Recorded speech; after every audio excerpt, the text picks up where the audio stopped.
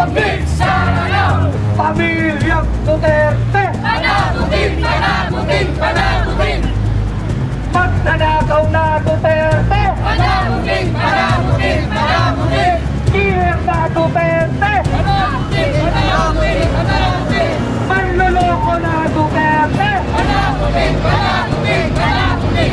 O mga kapunyog, mga kababayan, nandito po tayo sa harap ng Senado. Abantayan po natin ang mga senador. 3 araw po na pagbabantay dito sa mga senador. Nagtatago ng katotohanan. Di po natin papayagan na i-dribble lang ni Diz Escudero kasama ang mga Duterte senator na mga sarado ang isip sa katotohanan. Ihiyain po natin sila mismo dito sa harap ng Senado sapagkat ang sinumang mga senador na magbubusa sa katotohanan nag-aabang po ang taong bayan hanggang sa 11 ng Hunyo. Sa June 11, magbobotohan po ang mga senador. Pero ang sinasabi po ng ating saligang batas, walang opsyon ang mga senador. Wala silang pagpipilian kung hindi ituloy ang impeachment trial ni Sara Duterte.